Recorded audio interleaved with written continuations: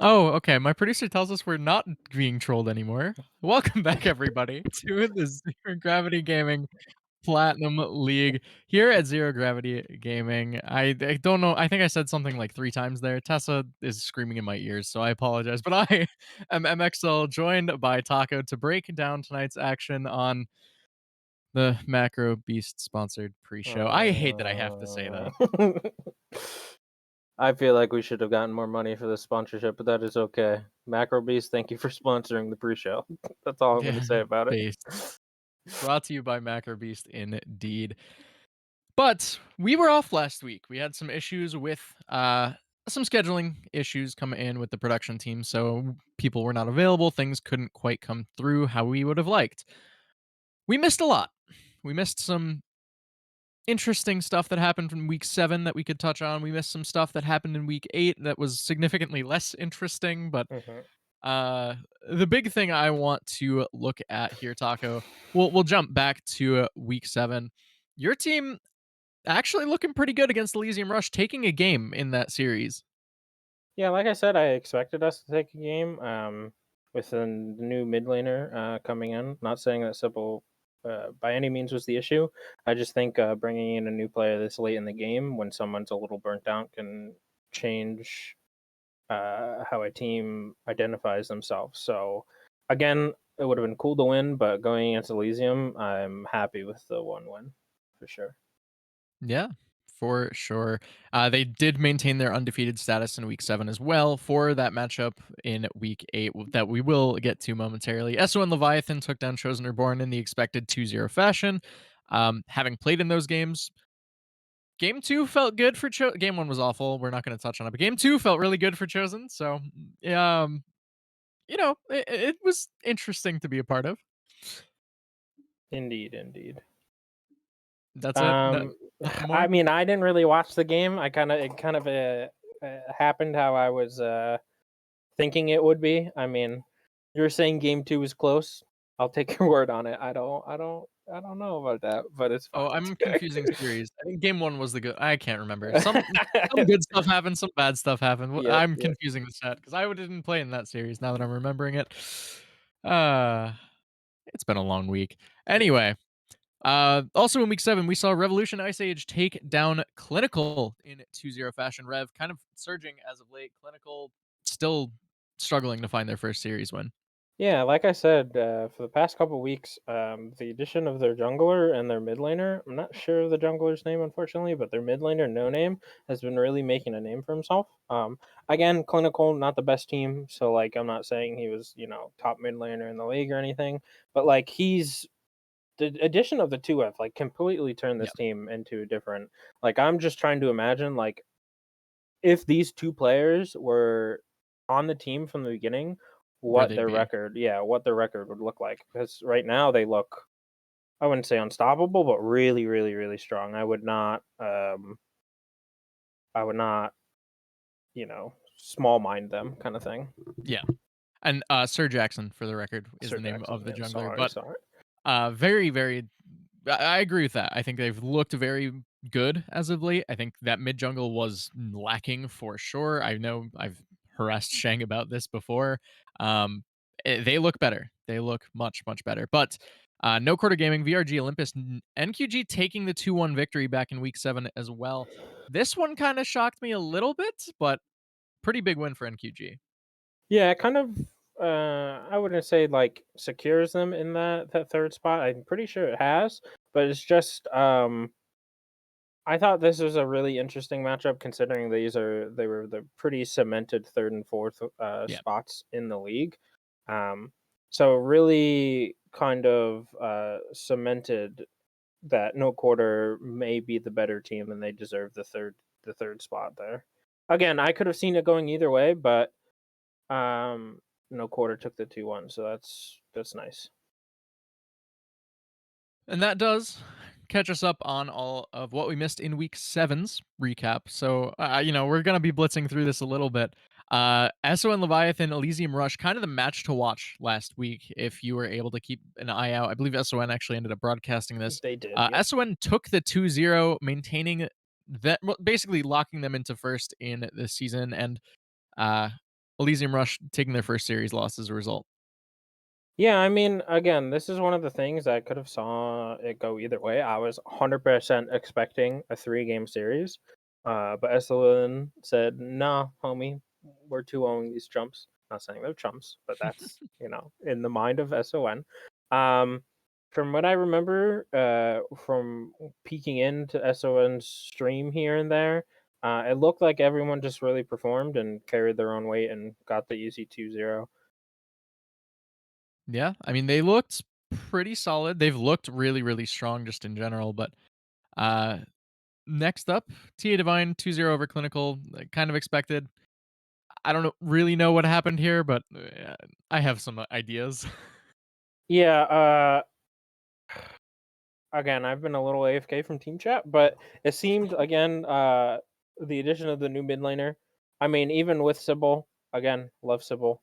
Um, it just was an easy 2-0 for them. I don't think they had any issues. I think adding the new blood has changed their draft style up a little bit, which is good. They're getting more inclined with the meta. Obviously, again, it's probably shifted since those games a little bit. But it just seems like a breath of fresh air for TA Divine. Uh,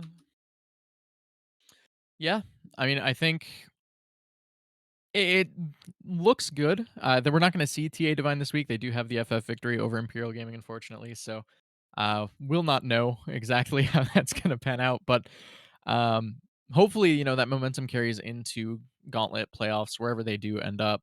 Um, Taking a look next, VRG Olympus chosen Reborn. So this is the series I was thinking about. This was the one where Game Two felt really good until it didn't. Yeah, But game one was an absolute mess, and VRG just was the better team on the day. yeah. Again, from what you've told me and what I've seen of the gameplay, I think Chosen has just struggled a little bit with an identity of who's playing where and who's playing what, and it's kind of crippled them this season. Again, I wouldn't have expected them to beat VRG, just considering the numbers on the schedule or on the standings rather. I would have liked to see a game, but again, with those qualms going on internally, it's a little hard to concentrate on winning games. Yeah, and of note, the captain that used to be the AD carry but was the mid laner last, I don't know. It's a mess, but has stepped down. So we don't really know what's happening. I'm gonna be honest with you. It'll be interesting to see what five show up and how the roster pans out tonight. Yeah. Um, Rev taking the 2-0 FF win over Imperial, so we'll skip over that as well. But No Quarter Gaming taking the 2-0 over Glacial, and it didn't look too great for Glacial, I'd say. Yeah, again, I've said this week in, week out. I think Glacial has just lacked an identity, like a player to revolve themselves around. They've looked good at moments, they've looked trash at moments. They're very inconsistent in the way they play the game, and it's kind of hard to have hope. Hold on to a lot of or hope or copium for them this late in the season. I mean, they're still in Gauntlet, which is nice. So maybe this week and then the following weeks they can ship something up in scrims if they do scrim, and we'll see a new version of them. Yeah, I mean that is a big thing to note. Gauntlet still will be happening, so interested to see how that will play out. But that will bring us now to tonight's series of matches, I would say. Elysium Rush Clinical, I mean, this second versus ninth in the league, Yeah. effectively. It's an uphill battle for Clinical, yeah? Oh, 100%. Again, Clinical has been my ride or die dark horse all season. They've, they've let me down every week, and I think they're going to continue letting me down this week. Honestly, I would like to see Elysium, not for fun this series, because obviously, like every win is a win, and I don't really think their second spot is up for contention. I believe. No, I don't. Yeah, no, there's no way. No, so Even if they they're lose 0-2 yeah, and they're PG locked wins in. 2-0, So yeah. honestly, I wouldn't say like grief this series, but for Elysium, pull out some spicy stuff. Pull out some stuff you don't normally play. Have a little fun with it. Give Clinical a chance. Yeah, and I do want to touch on this as well now that you bring it up. Kind of forgot to mention this before we started this segment, but SON Leviathan has already locked first. Mhm. They cannot get lower than first. Elysium Rush has locked second. They can get no lower than second. It gets a little hairy with NQG and VRG. If NQG loses tonight and VRG wins, I believe VRG locks third. So we'll get into that. Uh, TA Divine has to win to stay in They have a contention with Rev. they have a 2-0 FF this week. Oh, I had it backwards. Mhm. Yes, you're right. So Rev needs to get a win to stay in contention with TA Divine, but I think the game differential kind of messes that up anyway. So TA should just be locked into fifth right now. I Um, believe that's how it's worked out. yeah, and then the bottom of the table we'll get into because that'll be a mess for me to decipher later on. Very But much so. yeah, so for Elysium, it's kind of irrelevant what happens tonight. Clinical, I believe, is also locked into ninth in the league. Yes, So yes. same deal. Doesn't really matter for them. This could just be kind of a more test things out, end the Yeah, season on a high note set. I think for Elysium and Clinical, since the game doesn't really matter, I think you treat it as a scrim, test out things that you might Yeah. want to play off, put in playoffs. Again, it's not being streamed, so there's no leaking, and hopefully everyone has competitive integrity and doesn't leak Well, the results. But the results, you still gotta you know post what it. I It's a mean. match Yeah, you result. know what I mean. You know what I mean. Ugh. But VRG Olympus also taking on ESO and Leviathan. Like we said, these two teams, I believe, are both locked into their spots as well. So it could be a little more of that kind of scrim environment setting. However, a little higher quality, I'd say, for both these teams. Yeah, I think VRG is a better match into into Leviathan than Clinical is into Elysium. Yeah. Um, Again, last week you can't really. It'll be really hard to move up. For VRG, I think you said it's impossible for VRG to move up. I think so for VRG to move up, no quarter has to lose, they have to win. So it's possible. They should want to win, but also we'll touch on it. Yeah, yeah, It's it's hard. really spicy. Yeah, it's So not in their control, basically, again, entirely. for Leviathan, honestly, I for Leviathan, I take this match as serious as any other, just because I want to hold on to that undefeated record. So, I think both are going to come out swinging. I'm still going to favor Leviathan. Uh, I would have last week predicted like a 2-1 for Leviathan just to make it spicy. But since they 2-0'd Elysium, I think it'll be a 2-0 for Leviathan for sure. Macro Beast saying something about Canon ADC. I hope so. I miss it. We'll see what happens. Yeah, if VRG is able to take the win though tonight, and Revolution beats No Quarter Gaming later on, in addition, I guess we'll touch on it in a second, but that would put VRG into third place. So that is Okay. still relatively important. It would give them the decision of who they face in the first round of playoffs, which is a pretty big deal. Next up, Tia Divine gets the 2 FF, whatever. We'll skip over the stream game as well. Revolution Ice Age, no quarter gaming. Look at that. We're going to talk about it now. Rev has looked good recently, and it's kind of terrifying, but NQG has consistently been a top 3 team this season. Okay, I'm gonna be, no, nothing against Glacial or Chosen, but I kind of wish this was the stream game this week, but no big deal. Uh, I think this matchup is gonna be really, really, really spicy. Since Rev has gotten kind of, that garnership of becoming an up and coming team, they haven't really faced one of these um, top end teams, right? I think they replaced them in week 6, if I'm not mistaken, around week 5 or 6, and Yeah, it was somewhere in there. it was like TA Divine, Clinical, and then they got an FF, and now it's this week. So this is their first chance to show if they can, with this new revitalized roster, kind of punch above their pay grade. Yeah. I mean, I'm excited to see the results of this. I kind of agree with you, but hey, Tessa wanted to pick, so I should say I made Tessa pick and she picked the chosen glacial game. So Whatever. just It's blame Thousand when she's on the cast later. It's true, her true, fault. true, true. Um You can hear that, but oh my gosh. Yeah, I mean, I think this is kind of the litmus test, right? If Rev can Mhm. break into the top half of the teams that will be in playoffs, this is the game to do it. If they're not able to take NQG down, maybe it's a hard ask for them to do well in playoffs, but they have looked much much better since Yes, those roster changes. But that most will now bring definitely. us to Chosen Reborn, Glacial Valkyrie, bottom of the battle of the table. I seriously don't know why Tessa chose this, but here we are, seventh versus eighth right now, and I believe if Chosen wins 2-0, they actually snipe seventh place away from Glacial Valkyrie. Yes, yes, that is Copium, correct. copium. Okay, No, it's not even understood. copium. So if Chosen wins 2-0, they go to a 3-6 match record with Okay. a 6-12 game record for a game differential of -6. If Glacial Uh, loses 0-2, they go to 3-6, 6-12, -6, with the head-to-head going to Chosen. yeah. Okay, fair enough. So it's So, not copium, it's math. Hey, hold on, so hold you're on, hold base, on. I need you're to base. defend myself here because Brennan's telling me that just why was this game picked? They were the closest teams. I want a good game. I mean, I still think Rev NQG would have been a good game, but Oh, for anyway, sure. Tessa jumping in just to talk shit. Gotta love it. Yeah, I mean, um, your thoughts on the series? Again, I think it really comes down to like who shows up for Chosen. Obviously, you'll be there.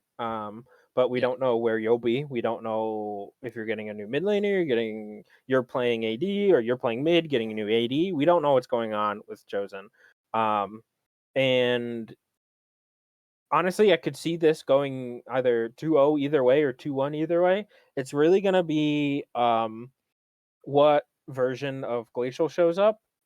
Is it gonna be the inconsistent kind of random team that we've seen quite often? Or is it gonna be Glacial that kind of just uh rolls over, not rolls over, but like rolls over the opponent? Because I don't think they're a bad team, it's just they lack direction. So it's really, this one's really coin flippy for Yeah. me. It's really hard to like pick out indiscretions of everything. Yeah, I mean, the big thing that I think I agree with is both teams have kind of struggled with finding an identity. I think you end up with these roster swaps that can come through and it's a little awkward. You end up with potentially comps that don't really make sense, even though the players are comfortable on the champs. So I think both teams have struggled with that all season Hmm. long. And, I hope we don't have that happen with both teams in one game tonight because that makes Yeah, for a long time. it'll just look like a jumble up mess. I mean, I think these teams are just both holding on to like playing one less gauntlet round until they get to Rev. To be honest, because I would be, for these lower end teams, I'd be scared of playing against Rev in the gauntlet because they look really really strong. So Yeah. I mean, with that said, best of ones, anyone can kind of beat anyone. All it takes is one little cheese pick, one thing to throw you off, yeah, one misplay that can completely dictate the gauntlet. With that said, before we end up wrapping up here tonight, we know we're going to see Clinical, Chosen, and Glacial at the very least in the gauntlet. My question to you is, of those three teams, and actually, I think Rev is confirmed in the gauntlet now that I'm looking at it because I think TA with the forfeit win is guaranteed into fifth, but it's fine. yeah. Um, of those teams, I would kind of agree with you here, but I'm assuming you think Rev is getting out of the gauntlet. If there was a team to upset that of those other three, which one are you looking at? Which one's the big, like, we think this is going to happen next week? And of course, this is still a week out, so I'll let you correct it next week, but just gut Um, check right now.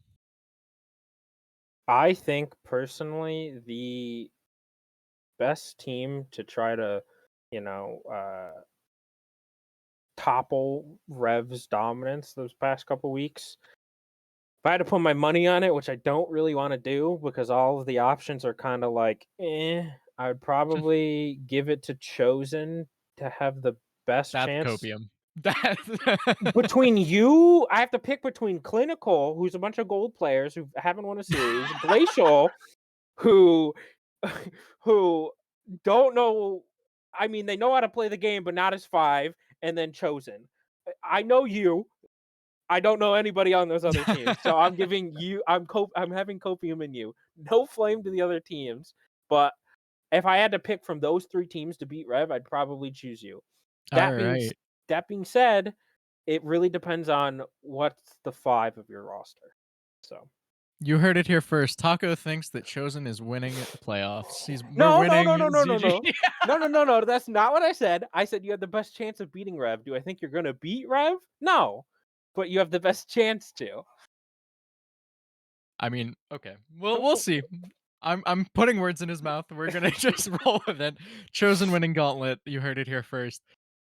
But I mean, I kind of agree with you, right? If Chosen can take that 2-0 tonight, bump themselves up, wait an extra game in that gauntlet, maybe it's good, maybe it's bad. I mean, the first game is going to be against Clinical if they do end up losing tonight or not winning 2-0. So we'll see. The big storyline tonight, if Chosen drops a game, they are locked into 8th. If they win 2-0, they are getting 7th. All it is gauntlet seeding, but could be good, could it be bad, no matter what. Taco, any last thoughts before we send it to a break? All I'm gonna say is thank you to our sponsor, Macro Beast from Plat Worlds. This has been the Macro Beast Analyst Desk. Thank you. Pre-show. It's still not an Pre-show. analyst desk. Whatever, same thing. We'll talk about the analyst desk when it comes to the finals broadcast, but we got those coming up for other leagues soon. Plat is still a ways away, unfortunately, Very true, but very true. we are going to throw it to a short break. Shinkari and Thousand Eyes will be breaking down tonight's action as Chosen Reborn looks for that 7th seed up against Glacial Valkyrie.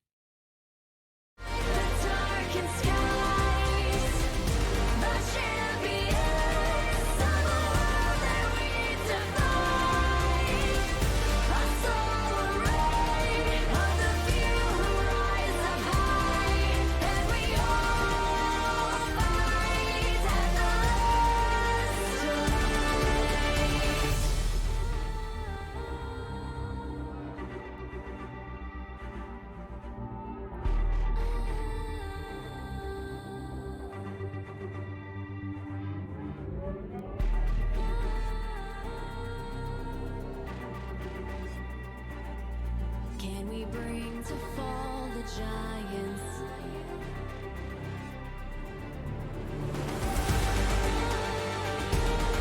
Can we bring to fall the giants? Can we bring to fall the giants? Can we bring to fall the giants?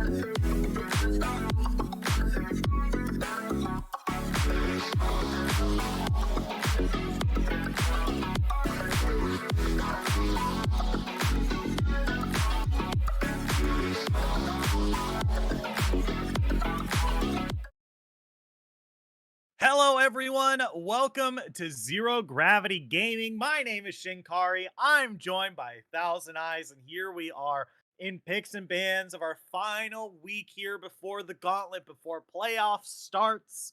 ZGG Plat Week 9. We're ready to get these two games underway. They're duking it out 7th and 8th place. They're duking it out a bloodbath to not have to go too deep into the gauntlet. Glacial Valkyrie is taking on Chosen Reborn this evening. These two teams are ready to duke it out, and we're both personally excited because we get to flame our friends because we have a couple of our friends playing in this game. So no bias, we're just gonna make fun of them the whole time. Like we're like, oh my god, they went so well. Oh wow, yeah.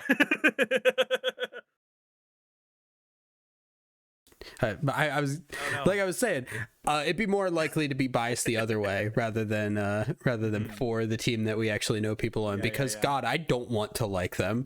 But goddamn those eyes.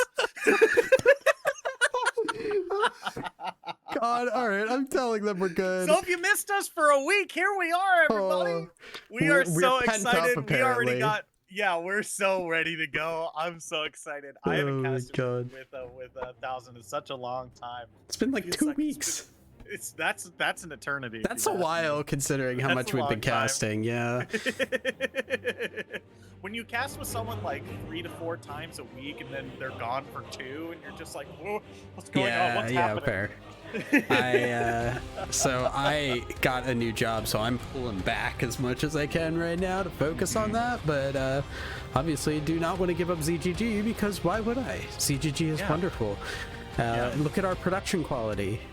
Our producer's amazing. Wow. As we do get underway in the ban phase here, Trundle already taken out, as well as the Aatrox here. So looking at some pretty standard meta bans right out the gate. Yeah, I mean, both of these teams, I think Glacial Valkyrie is mostly getting the lead on the Chosen Reborn here, that a lot of these folks don't exactly play the roles that they are playing this evening, right? Rare Adam has a whole lot of jungle experience. MXL has a whole lot of mid lane experience. To be and fair, it's not Okay. His main role is AD carry. He's actually off-rolling on the team. So there's a little bit of positives here. Okay. Yeah. So honestly, going for meta bans right now, perfectly fine. Like, these are a lot of champions that are getting, like, I don't want to say auto wins, but are really, really strong. I mean, the only character we're missing here is, like, Misfortune, right? Yeah. Like that, and even that one is debatable. Diana but, is like, up there too. OPGG has, like, said, like, Misfortune is the most broken character you can play in the Speaking game of for, broken like, characters, patches. we now have the Maokai. If you've been watching Worlds at all, you know Maokai is not only great, but flexible in multiple different positions. It is the new Seraphine, and it's prettier than Seraphine. It's more fun to play than Seraphine. It's more fun to play against than Seraphine. Yeah. Just you could argue remove Seraphine. Well, they already did, so, like, I mean, they already like did, so. from the game is what I'm saying, though. Oh, okay, yeah. Fine. Okay. Well, where does that bring us with? Do we keep just so like gun to your head? You have to keep Seraphine or Yumi. Which one do you keep? I'm keeping Yumi. Easy. Okay. I like Yumi. Yumi's at least different. Oh my god. All right. Anyway, Lulu locked in. That is obviously going to be support. So we know at least one part of the bot lane carry duo here, and you'd expect something like the Jinx, something that has a little bit of hyper carry potential. Was half expecting something off kilter because it is MXL, but we are getting that, and now we see Chosen. I like this draft so far. The Maokai, the Caitlyn, the Lux and Maokai can go into multiple positions. You don't know what is open and what isn't, which makes banning in this next phase a lot more difficult. Yeah, for sure. Like we said, Maokai has been flexed around a whole lot. Like we've seen in the world's meta, we've seen him in top lane, we've seen him jungle, we've seen him support, and Lux, also another flexible character like Seraphine, can go mid, can go support, but dang, that's a character I haven't seen in a very long time. Okay, we're getting season 3, baby. Yeah, breaking it. I mean, we'd be going back to season 3. That was a support Elise, but we're getting into minutia here. Yeah, okay, well, she was also really Back in good in the jungle then, too. Yeah, fair. I mean, back in my day, we used to pick Elise support because she had the longest range of basic ability stun in the game. Yeah, I'm actually really surprised because I think did she get touched? I know there's been talks about Elise, but I don't remember if she actually got touched in one of the latest patches. I don't believe so, which kind of leads me to believe that this is something Glacial Valkyrie has kind of had sitting in somebody's champion pool for a bit. You generally aren't going to be picking this champ unless she got hyper buffed because she's been gone for so long, or you're somebody who actually plays Elise to a really solid degree and you know how to play this champ even in a weakened form like she's been. So I'm interested to see where this goes. I think it opens up a lot of opportunities to snowball this Jinx really hard, because that is what Jinx does that Caitlyn cannot do, and that can really open up opportunities for Glacial going into the mid game.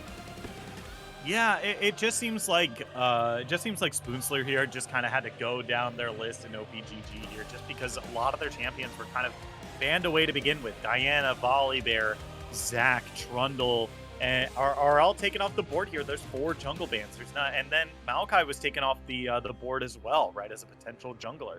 So now with essentially like 5 bans, you now need to dig pretty deep into your champion pool. And Elise, you know, I don't hate it, right? Like she has, I would assume, like a similar clear to that of like maybe a Jarvan, where you just want to pick up like 1 to 3 camps. It's a little better immediately, right? And if this Maokai is in the jungle, there's no way he can 1v1 Elise, right? Like there's no way. Her base damages are just so high, and she has access to, just because she's a transforming champion, just has access to 6 abilities at the beginning of the game as opposed to only Maokai's 3. Yeah, it's very good. Obviously, she's always been a strong early game character, and it looks like with the composition Glacial are putting, it is similar to that Jarvan in terms of you gank early, you win early, and you get one of these late game characters ahead, and that will open up some opportunities. So like obviously Jinx, Vladimir, these are late game scalers here that you expect to see do really well later on. Elise can get them going. Jinx has been known to do that. Chosen, on the other hand, though, they've got the Swain, they've got the Maokai, the Lux. This seems like it is going to be a Maokai jungle Lux support, so that bot lane really going to struggle here. And then you get the Swain frontlining, the Renekton frontlining, the Maokai frontlining. When Caitlyn gets on in a late game scenario, her damage is going to burn through even champions like the Ornn that was just locked in by Glacial. Yeah, it is going to be pretty tough to really kind of have a solid front line against someone who is such long range, right? And because your comp is really relying on just Ornn to be a frontliner here, Caitlyn having access to a lot of these damage dealers that Glacial Valkyrie have done here with the Swain kind of drain tank, with the Maokai and with the Renekton, it's going to be hard for Ornn kind of by himself to be in that front line there, right? Vladimir, not exactly a tank, you know. he can frontline. He's just gonna do it while he's a puddle, you know. Yeah, that's not exactly going to help out, you know, Jinx, right? So you're gonna have to rely on Elise to kind of be that frontline there as well. Now, luckily for you, you know, you have a Lulu, and kind of the big thing that's good for this team composition with the Lulu here is that Lulu takes a lot of these champions that build kind of like half damage, half HP, and turns them into full tanks with a slow aura as well with that wild growth. The only problem with that is now you have one less defensive tool for the Jinx, and Lulu has to play sometimes a lot farther forward in order to make use of that kind of ability for their team, as opposed to staying back with the Jinx as well. So we'll take a look. I am apparently there we go, things starting out there. So now we kind of have to take a look at where things go early to mid, right? So obviously Elise is incredibly good in that level 3, like you said, kind of like the Jarvan. I would say she is a slightly better kind of skirmisher, mid-game skirmisher than Jarvan, obviously because she gets all of those 6 abilities that she can use, but she does fall off very hard like the Jarvan. She will clear a little bit better, I think, but overall what you're looking for is, I want to gank bot, I want to gank mid, and I want to make something happen before any of these champions can get going. I think the mid lane is a great example here. While you may not have a lot of help from the Vladimir, Swain is very weak without that ultimate, so you can go there, you can make something happen. You've just got to be very careful because you're going up against a Maokai that can really heavily counter gank. Yeah, Maokai's ganks have been so insanely good in the jungle, and we've seen a lot of success. I think the big reason why I love Maokai is just because his ultimate is so long range and that it picks up speed that you can engage from outside vision and then follow it with your team into the enemy team. And I think that's what's really going to set these two junglers apart. We talk about Elise and how she falls off like Jarvan, right?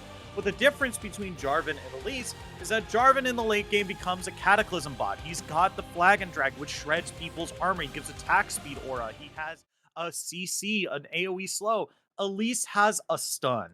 That's it. When she falls off, she's a stun bot, and that's it. And that stun is on a 13-second cooldown. That is a real long time for you to have to wait to CC another person. So Chosen Reborn here have kind of drafted, to me, a very odd comp where Elise is kind of functioning similar to that of a Jarvan, but is going to fall off a lot harder. And they're trying to get into the late game with this Ornn, with this Lulu, with this Jinx, and with this Vladimir. And then once they're there, it feels like it's just going to be a 4v5. Absolutely. It's gonna feel very rough because I think Chosen just have such a strong front line. The question really becomes then, can Caitlyn do enough with that? Because mid-game Caitlyn, not exactly known for her incredible strength, right? Unless she starts popping off, it's a little rough. And you kind of just don't want to, ideally you don't want to rely on that, because it will be looking like Caitlyn Lux has a lot of power in that laning phase.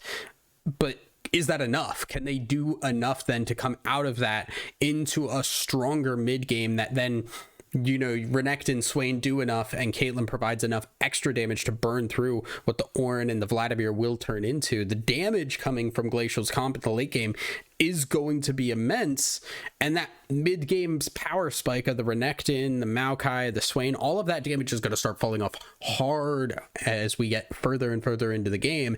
I just, you know, wonder, can Chosen close this out in time?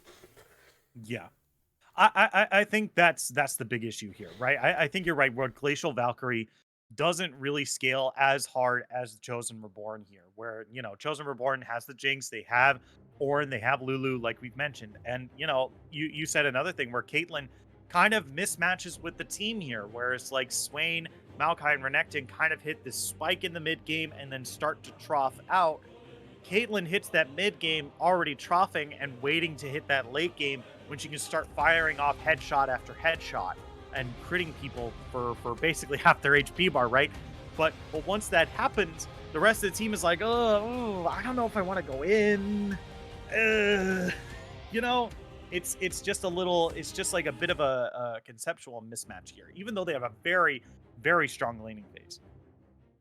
Yeah, it's... So what does kind of... What Chosen does have is, like, man, if they get going, it's really tough to stop them. Ornn won't be hitting his power spike. Vladimir won't be hitting his power spike. Jinx won't be hitting hers. Like, Chosen can really steamroll if they get ahead. It's just like a farm lead is not going to be enough. If they do just come out with like a farm lead and a couple kills here and there, that's not going to be enough come 20 minutes when this Vladimir hits level like 9, 11, when Ornn starts hitting level like 13 or so. That's when it starts getting really scary, because now Jinx is starting to get her second item done. Vladimir is already at his point where he can sustain really well, not only in lane but in team fights. And the Ornn is obviously super good at giving so much time. One of the things I'm going to be keeping an eye on really heavily is, will Glacial Valkyrie disengage when that Swain ult starts? Because that is the key thing to do when a Swain ults. It sucks. It feels really bad when you have a really good engage and you just see him ult and you have to back out. Don't get baited, because he's so good at holding out. Yeah, for sure. But with that, we are going to take just a quick break. And when we come back, we're going to be on the Rift of game number 1 of Glacial Valkyrie versus Chosen Reborn. Don't go anywhere. We'll be right back after this.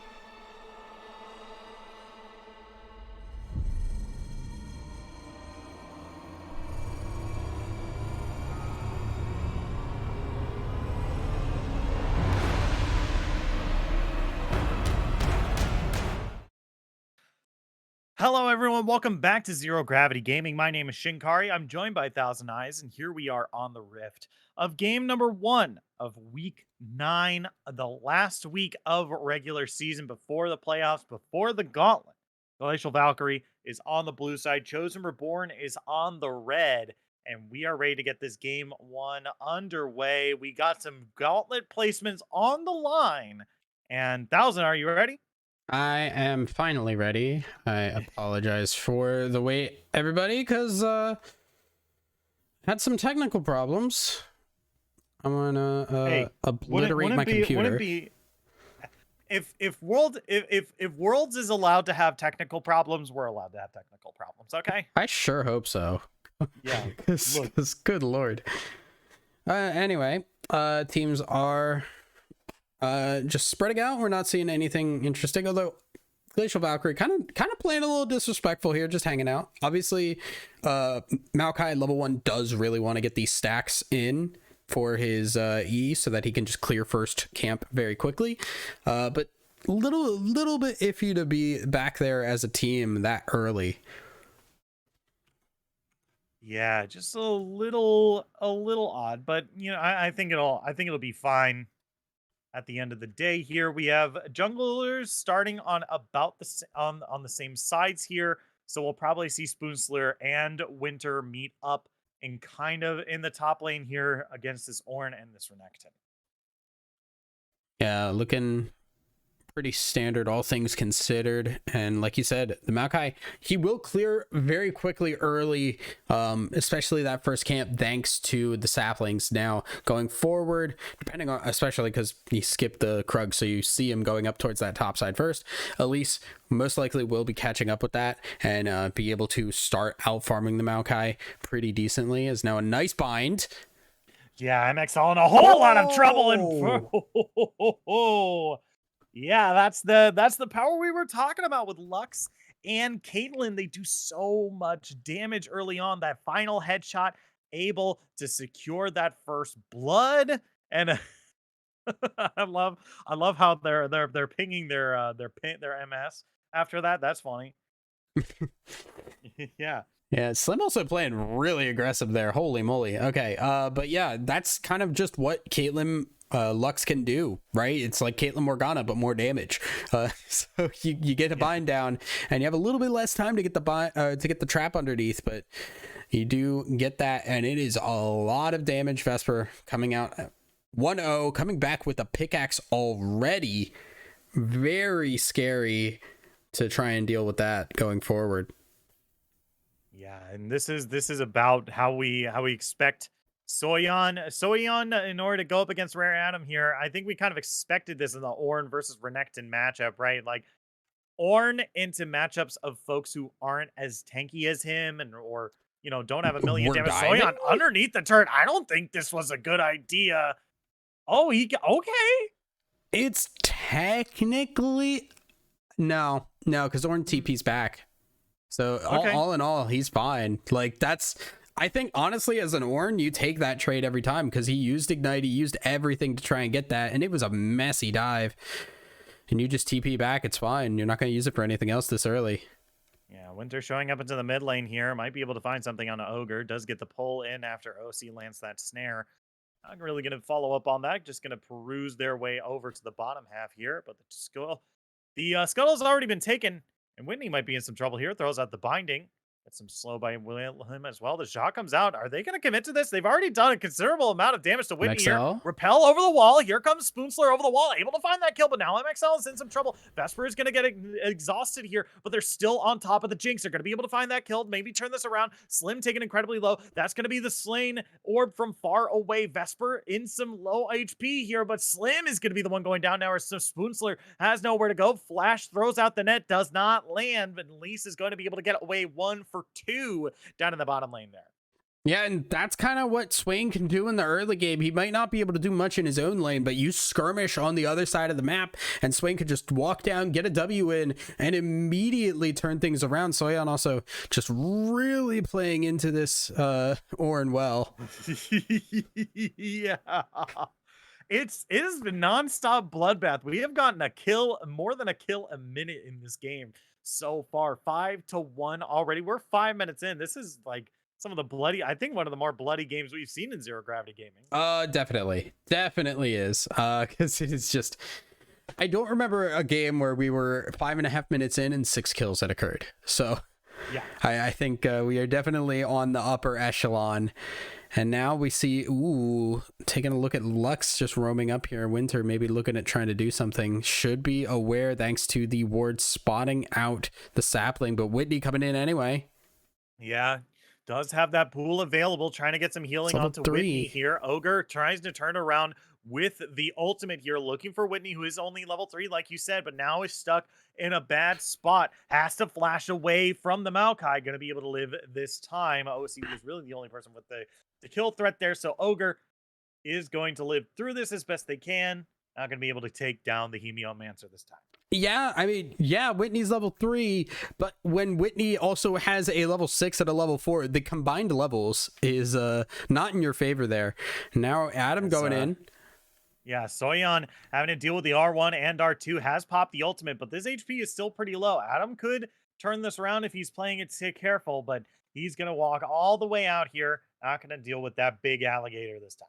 Yeah, you got to be really careful when you are playing against a Renekton, because he has like a Play-Doh health bar. It can kind of mold into whatever he says it is. So it's really difficult. So I don't know. It also tastes good. Yeah, Not that's how I toxic. feel about. That's also how I feel about a lot of Renekton players. So that's fine. Yeah. As Soyeon, Non-toxic HP bar. well, the non-toxic, it was more the eating Play-Doh kind of thing. As Adam now just blatantly building an item in front of him. Yeah. That's how you show disrespect as Orin. You build items in Yeah, front I'm of them. O2, but I can It's build the- items it's in the front of you. like that. Yeah. That's the most It's a amount of little BM you can tilting, use. not gonna lie. It can be a little tilting. Imagine you're fighting somebody and they just start like humming a little jig. You're gonna be like, dude. Stop to take this seriously. Doo, doo, doo. Yeah, so Orin, while he's not in the greatest of spots, he will be doing okay.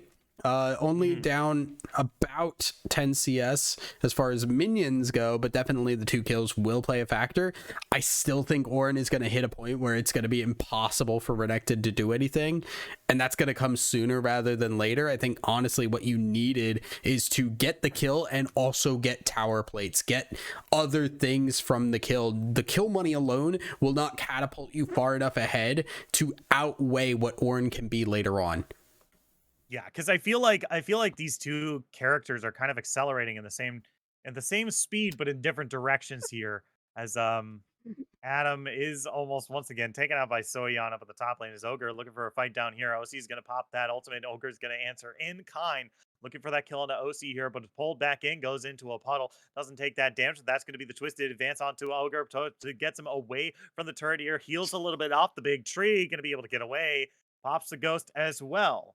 Be able to get away from that fight in the mid lane to wash. Yeah, that's also the Play-Doh health bars at work there.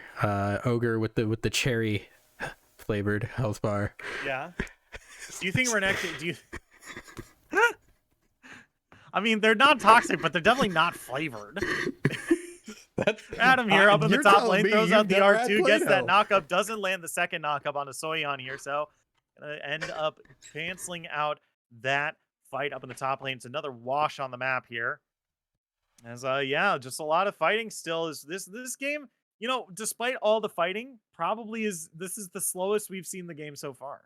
Yeah, for sure, because we're now at the point where these characters can actually like mess around with the health bars. The burst doesn't mean anything because they can just heal it back off. Both Swain and Vlad are examples of that. Renekton is an example of that. Even Maokai is an example of that because he has that healing on his passive. So right now, a lot of this trading back and forth is because these characters can do that and they want to be the ones trying to outlast their opponent. And that will just mean everybody's trading, trying to see, am I actually stronger or are we just kind of trading cooldowns back and forth?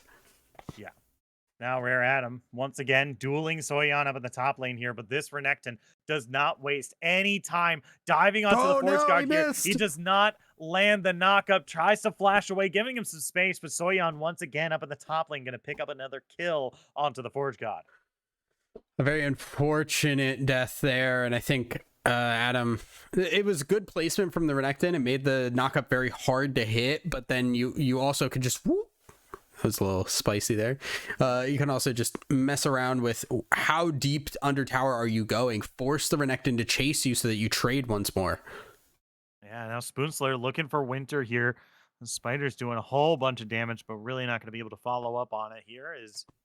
They're making their way out. Once again, oh no, Soyan's coming down to the mid lane here. Ogre's definitely in some trouble now, but shows the fake, flashes onto Spoonsler for the stun here. Lux ultimate from Whitney is going to be the one picking up the kill on the Spider Queen there as they make their way out. Actually kind of smooth there, just looking like you're gonna go on the Vlad, getting just Vlad ready to fight that, and then Elise is not ready for it. Spoonsler not prepared for the flash stun, and the damage wasn't enough, but the Lux ult there is to make sure that that character then does die. So Spoonsler does go down. Ogre survives, is fine, but once again another kill going in favor of Glacial Valkyrie. Yeah, and this is kind of exactly how we planned out this this is exactly how we planned out or how we kind of guessed this early game would be going, right? They have such good lane advantage. Yeah. Glacial Valkyrie has drafted here. Renekton, Caitlyn, Lux, like you can't get better than this. It all comes down to how Chosen Reborn are going to respond to this early game, right? The ball's now in their court, right?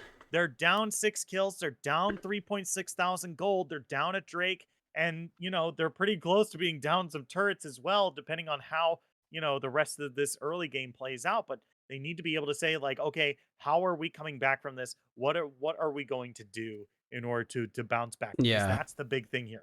Yeah. MXL and Rare Adam need those levels, need those items in order to really become the powerhouses that they need in order to finish off this game. Yeah, and what's interesting about that too is some of these champs are not usually champs you expect to be winning in lane phase, right? Renekton can kind of go back and forth. He's usually ahead, but not usually this far. He's not usually this much stronger than his opponent. The Swain is a great example. Don't really expect Swain to win lane here, but he's doing pretty well so far. Slim in trouble. Now Slim in some trouble. Vesper going to be able to find that kill down in the bottom lane there. So Spoonsler showing up, but a little too late. And as we continue to see the very strong burst damage as well. A little bit of awkward timing from Spoonsler too, because they get there as the wave is crashing in, meaning it's really hard to try and make something happen unless you're looking for a dive. I don't think that this Jinx is capable of doing that right now. I'm up in the top lane here. Soyan might actually be able to turn this around in his favor here. Soyan actually put it pretty low here. Doesn't look like he has enough gas left in the tank to continue the fight. However, Maokai is on that top half of the map, though, so we still have to kind of keep our eyes up there if we're going to see the dive. I don't think that's going to happen.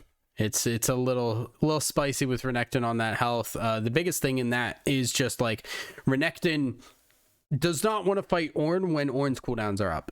Renekton can stay in that fight a little bit longer thanks to the Conqueror, thanks to building up that Fury by auto-attacking. Renekton is more incentivized to continue fighting longer term, but if you wait for the Ornn cooldowns, it's a little difficult to try and fight here as Rare Adam now just stealing that honey fruit, which could be really big as this fight starts to break out around Rift Herald. Yeah, we do have the Maokai ultimate coming across. Nature's Grasp is cutting through. They are rooted up, but I don't think it's going to stop that anytime soon. Spoonsler picks up the eye. The rest of the blue team is Where here. you going, Rare Adam? Adam might have walked to the wrong side here. That's going to be them Soyan diving in here. That's going to be the exhaust coming across as well, but it's not going to stop the Lux ultimate. Super Mega Death Rocket comes across as well, but the red team has to keep kiting away. Good traps. They're still looking for more kills here, but good job from Ogre to just keep them off of the rest of the team. MXL doing a good job of just trying to play just a line of scrimmage. And it looks like that's all they're going to lose after picking up the Rift Herald. Okay, so Adam trolled his team a little bit there. Did not want to go up towards that top side. Definitely want to leave with the rest of your team there. I think expected that he'd be able to just walk up freely up and get that farm on the top side, but a little bit of the not enough space to get up there without running into somebody, and then you end up costing your jungler their life. It's a little unfortunate. Now Soyeon will also get the top tower. Yep, first turret has been claimed by the Blues team here as Soyeon.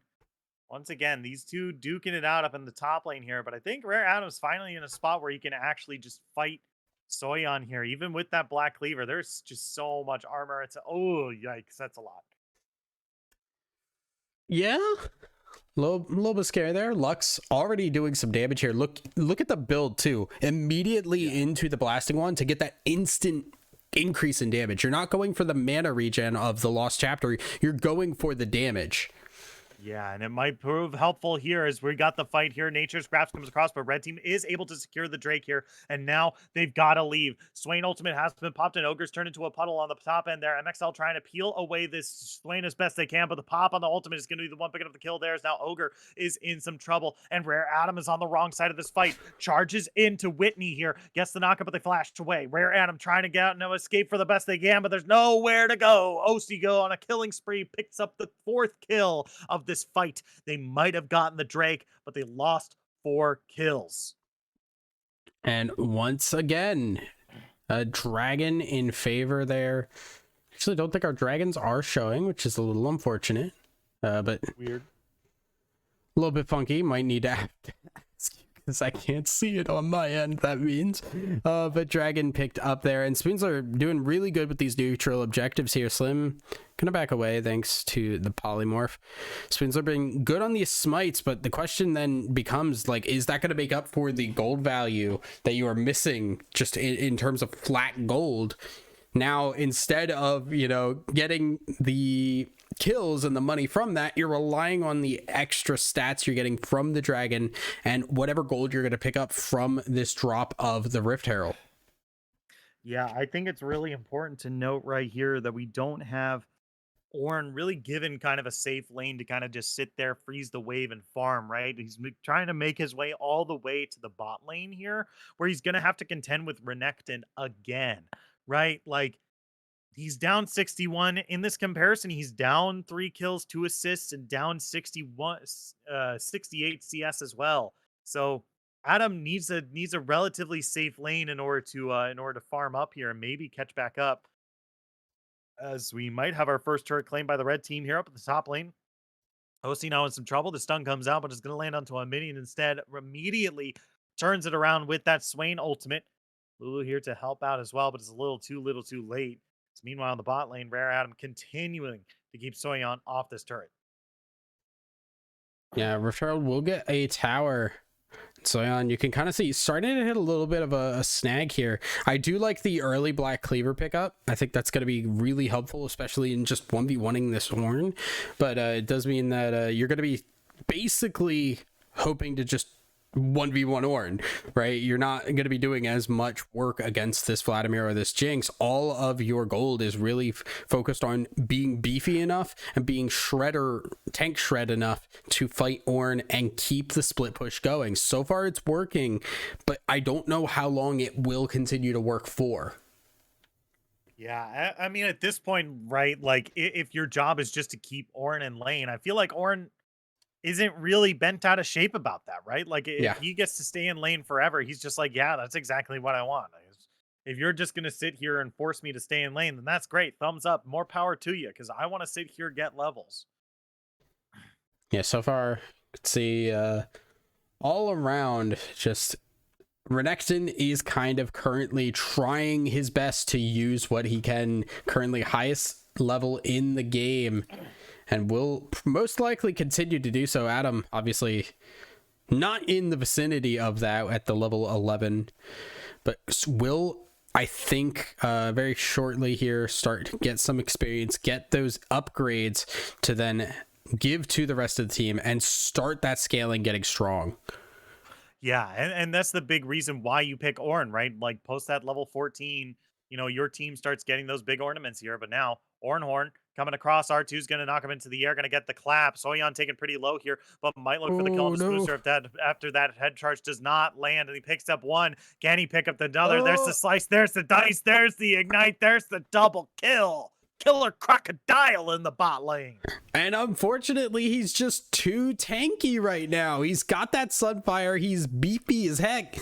You're not going to be able to take down that Renekton. You don't have the damage. And once again, Soyeon has been positioning extremely well in these fights to make sure that he is not near a wall that Adam can knock him up by. There was just near the end of that fight, a position where if Renekton got knocked up, that probably would have given enough time for those cooldowns to reset to then finish off the Renekton without dying. And because that doesn't work, Soyeon stays alive, you get the kill, and now this Renekton is in that position that we talked about of just being unstoppable by anybody.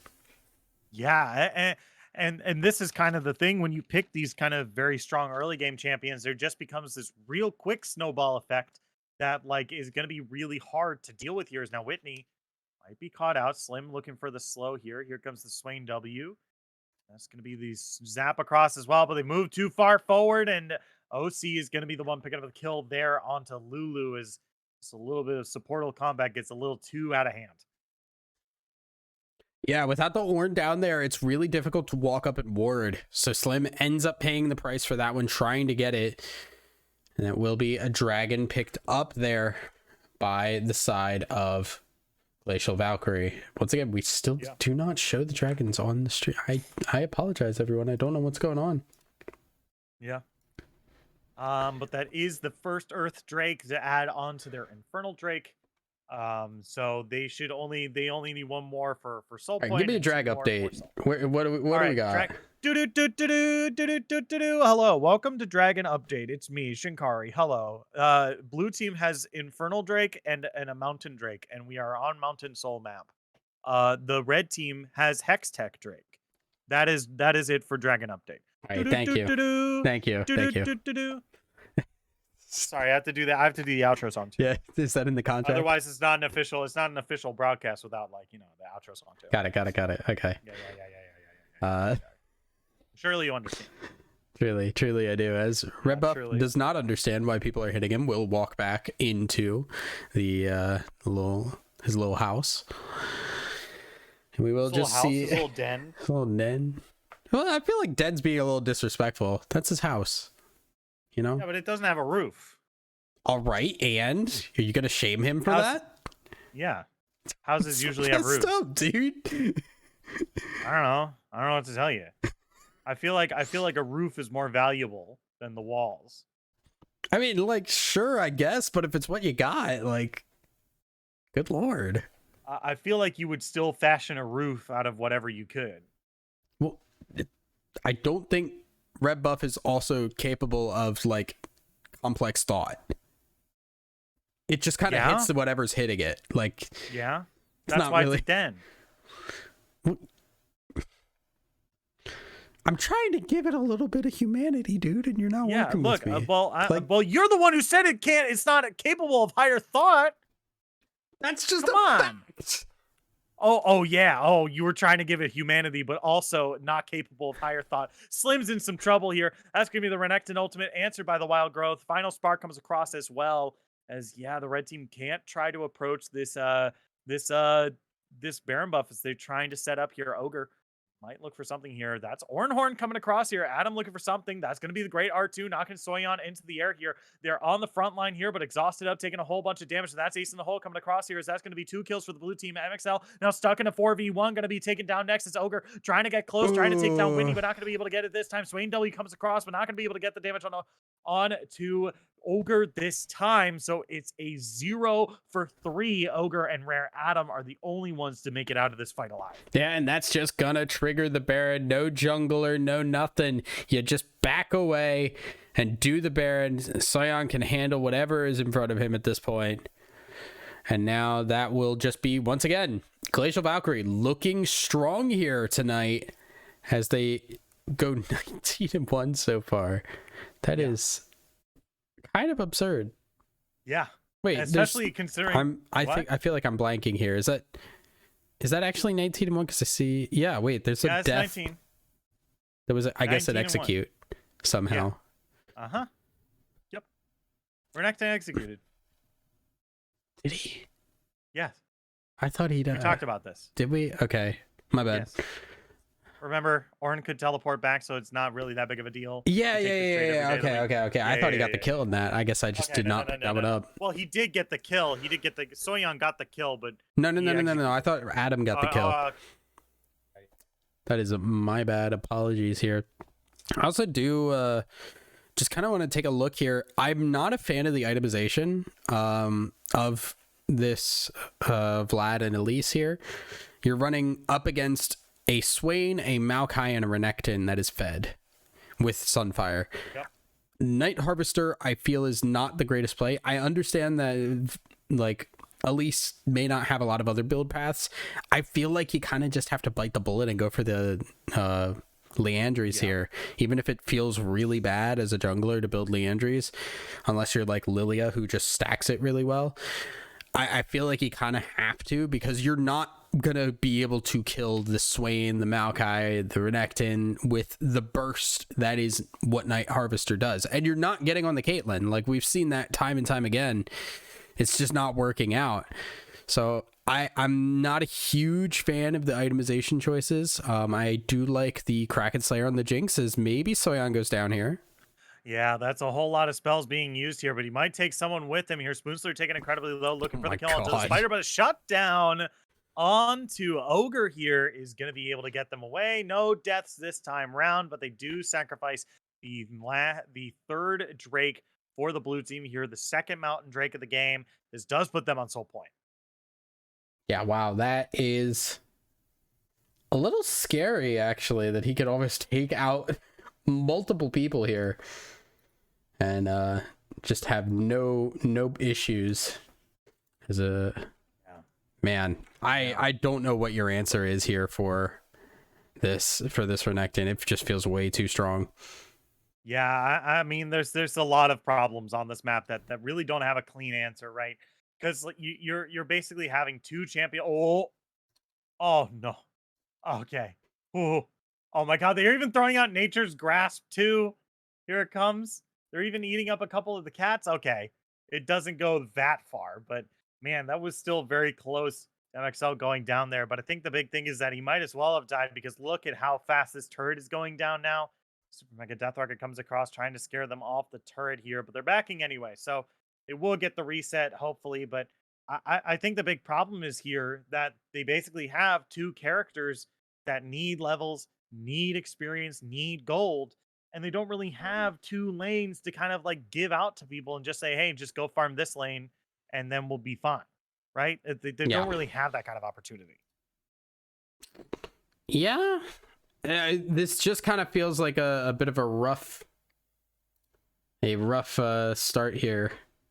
Well, I guess not a start at this point, but just a rough game overall, as apparently our overlay has reset and I cannot see kills.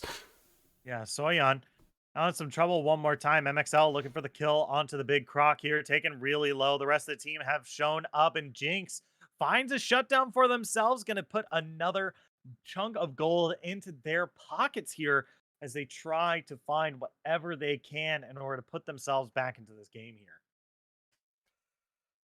Yeah, a nice shutdown there to help stay alive, but it's still really difficult here. We are on soul point, I believe, for Glacial Valkyrie, if I remember correctly. And that does mean that Chosen, man, it is rough. Like, you've got to figure out some way to get out of your base in the next 2.5 minutes. And I don't know what that way is.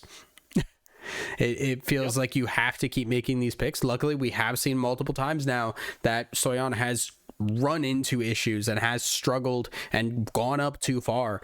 You have to keep capitalizing on that, and hopefully Glacial Valkyrie keeps making that mistake. But if they don't, like, it still feels like it is Glacial Valkyrie's game to lose. Just taking a look at gold right now, it is a 10k gold disadvantage that Chosen still need to make up, and that's before you count in the extra stats of those dragons. Yeah, if you're going late, you really do need those extra stats. But I think the big thing here is that this extra stats is really good for this blue team just because, like we said, they do kind of fall off. In order to make sure that they maintain their snowball, maintain their lead, just padding themselves with that extra stats, especially extra defensives here, to make sure that they are going to stay in this game for a lot longer than intended here. So even though they've given up a couple of shutdowns here, Soyeon maybe looking for an engage here, but might be able to turn it around. Ooh, That's a big Vladimir ultimate coming across here, but that's at least rooted up and taken down. Soyeon is going to be able to find that kill there. Ogre trying to live through this fight as best they can. They get a big heal, but it's not going to be enough as Jinx Jinx got is able to take one. down Soyeon on the top end there. Super Mega Death Target comes across and it's big AoE, but it's not enough to take down anyone just yet. Just some AoE damage here. Yeah, unfortunate there on that Ooh, one. wait a minute. Orin Wait a minute. TPing Look at this flank. Look at this behind? flank. I'm Orin not sure TPing about behind this. here. MXL is in a whole lot of trouble. They're taken Yeah. down before Orin even shows up here. And now here comes Rare Adam looking to try to save this game. Let's see if they can do so. Rooted up here. Caitlyn wailing on the Nexus. Slim looking for that polymorph, trying to keep them alive for just another second because Spoonsler is about to respawn, but they can't save the game. They can't save the Nexus. Game 1 goes over to Glacial Valkyrie. Yeah, and Glacial Valkyrie, I think, looking pretty solid here overall. They've just kind of kept control of that game from start to finish, and while I liked the idea behind Chosen's draft, there just was not enough of an early game, and that's a problem when you've got such a hard mid-game spike that if given the opportunity to play their game, they will hit that spike and be really strong. There just wasn't an answer to it, and the Elise could not do enough to turn things around. Yeah, it was just really, really tough from kind of like that beginning there. Soyeon wasting basically no time trying to be as aggressive as possible in order to shut down this Ornn. And meanwhile, the bot lane, I thought it was going to be a lot more bloody, but we saw basically a couple kills come out for Caitlyn and Lux, and then Whitney just started roaming around the map, right? And then Caitlyn was just like, yeah, I'll just hang out. It's cool. It's whatever. That the bot lane was actually relatively quiet in comparison to the top half of the map. I feel like we saw so many ganks in mid and top, right? Roams from Lux, ganks from Maokai, even roams from Renekton came into the mid lane with the Swain as well. And I think Glacial Valkyrie was like, okay, our win conditions this top half of the map. This is how we're going to be able to get into this late game. We only need to get Caitlyn like a little lead in the bot lane, and then they'll be fine. And so this was really well played by Glacial Valkyrie coming into for this game 1 here. Yeah, I think the biggest thing is just they had a really solid draft. I know that's an easy thing to say in 2020. Hindsight looks really easy to say that, hey, they just had the better draft. But their draft covered a lot of areas that nothing Chosen was picking was going to be able to answer. Just too late game focused and not enough to actually push off what that power in the mid game was going to bring. And you see what the result is. You start losing lanes, you start losing fights, and you end up way behind. You can't fight dragons, you can't fight barons, you can't fight rift heralds. And then on top of that, a couple of just mechanical mistakes here and there end up costing Chosen majorly. Yeah, but we are going to take just a quick break, and when we come back, we're going to be on the Rift of game number 2, or we're going to be in picks and bans, rather, of game number 2 of Glacial Valkyrie versus Chosen Reborn. Don't go anywhere. We'll be right back after this.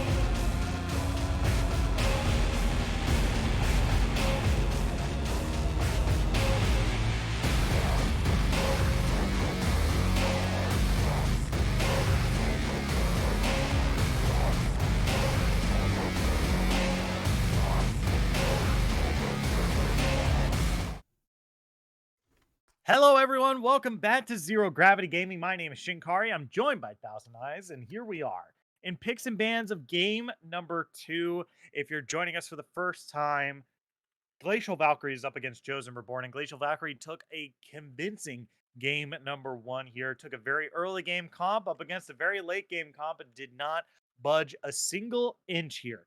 So, Glacial Valkyrie here looking to close out this best of 3 series here against Chosen Reborn, and Chosen Reborn looking to maybe turn this around as best that they can. We do have a bit of a role swap here as well, so we'll have to see how that changes up how we play, how Chosen Reborn chooses to play, and how Glacial Valkyrie chooses to pick and ban here. But my name is Shinkari, joined by Thousand Eyes. Thousand, are you ready for these picks and I bans? am ready. The stream is apparently falling apart behind us because we've somehow lost the transition. Wonderful. No idea how Wonderful. that happened. But our nice, pretty transition is gone. So we're back to just fading through things, Yeah. as I apparently want to fade away because I cannot run a stream for the life of me. Yeah. but Here, I I'll have- help you out. Let me Alright, see if cool, let me cool, see if cool. my microphone will catch this. Yeah. Let me see if my microphone is. If my microphone doesn't catch, I'll put it up against the camera. Here we go. That was. Okay, I'll take that as a you didn't get it, but I did snap my fingers. I heard the snap, but it was kind of just like you were 30 feet away. So. Okay. Did not really work there, but we are underway on the draft so far. Teams have not swapped sides, even though I completely had them on the wrong sides last time. Hi, if you'd like to run a stream for us and be consistent, please let us know, because yeah, it sucks trying to run this and cast at the same time. Regardless, do. currently bans are exactly the same as they were in game 1. Yeah, I don't know if you need to really change up bans. Like, if anything, you go to ban maybe. Okay, they're gonna ban the Maokai here. I mean, you could also throw the ban at the Renekton here from Chosen Reborn. I think that might be another good ban to do. Just give the top lane just a little bit more breathing room if you're gonna go into the Ornn here. But I think Glacial Valkyrie can mostly keep their bans the same. I don't think there were any like particular bans there or picks that were like very hard to deal with for them. Yeah. But the Maokai being out does open up, I think, some opportunities. Last ban there is a Vlad ban. It just did not get through. Client was not working. So that last ban for Glacial Valkyrie is the Vladimir. Okay. Wonderful. And, I mean, you know, you loved it. I mean, look. Wait, we may be remaking the draft, as it is apparently decided that it also does not want to work. Because why would something want to work tonight? Yeah, well, why would anything? What is going on?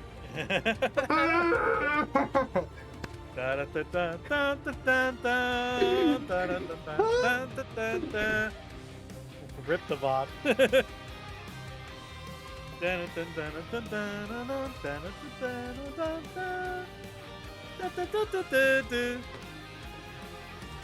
Nothing is working. Nothing will ever work, and life is fake. We are remaking the life is draft. fake. Yeah, here we go. We're sitting here screaming about video games. Yeah, it's a weird one. Wait a minute. Wait, it's still going.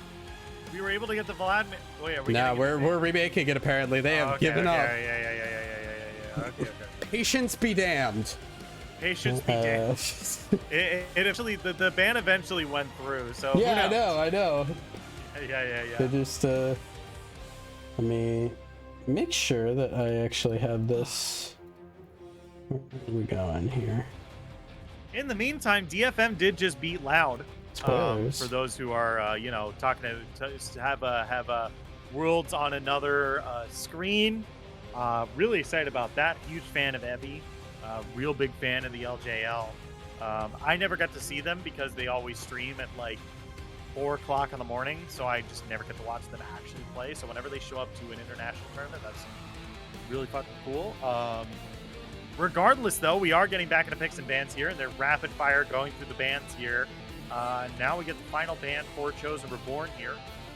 Oh my god. Okay. Yeah. Wait. Is EG? Did EG lose? What do you mean? I forget. Did EG do a best of 5 yet? I forget. I don't think so. I think it's mostly it's been Loud and Okay. it's been Loud and DFM. It was a really close series. They went to 5. I have not been paying attention in the slightest. Regardless, we are now finally into this pick and ban for real, for truesies, for keepsies. Realsies. For keepsies. Misfortune going to be locked in, and Diana the response. These are champions that we did not see in game 1, and I think we were expecting to see the MF, as she is still very strong. We are leaning a little bit more into your more classic late game scaling carries that are not Sivir and Zeri, because it takes a little bit too long for those champs. Chosen Reborn, though, going for the tried and true classic, the Yasuo Diana. I would expect also a very similar Diana tank being built here, as I do believe she got hit for that, but it's not anything that keeps her from building tank. Right. I mean, like, the build is just so good. Nashor's Tooth has always been a good item on Diana, and then just pairing it with the Sunfire Cape as well. Like, you have enough CC that, like, being able to get that Sunfire proc on that is good as well. But even still, like, if they're not able to do it, I still think there's a bunch of other mythics that Diana could still build here that could be relatively useful, but they are being answered here with the double anti-movement champions. We got Poppy, we got Vex. And they're both Yordles. That's the part I like. Yordles are cute. Yordles are fun. And they both have purple eyes. That's true, I guess. Yeah. Yeah. Very different purple eyes, but purple eyes nonetheless. Kassadin gonna be locked purple. in, which is interesting because Kassadin, Poppy cannot stop Kassadin. Vex will still get the little extra bonus stuff to steal, but Poppy herself does not actually get to stop Kassadin. She just gets to sit there and cry as Kassadin stacks up that ultimate. That what this does mean though, is this is a bot lane Yasuo. We have seen this from MXL before, and I don't think it worked. But we have seen it before. Okay. Boom. I know how to make it work. You ready? Yeah. We're locking in Yumi to go with it. All right. Just make the most frustrating bot lane in League of Legends history. Yeah. Right? Just conceptually, the idea of Yasuo and Yumi together, they'll be so mad and so frustrated at the mere concept of two frustrating champions that they won't know how to lane. They'll just throw it out the window. I don't even think Yumi's that frustrating, to be honest. That's because you actually like Yumi. Yes, because I don't think Okay, she's now they're frustrating. banning it. They can't pick it. No, they hurt us. No, we trolled it. We needed to wait. Oh.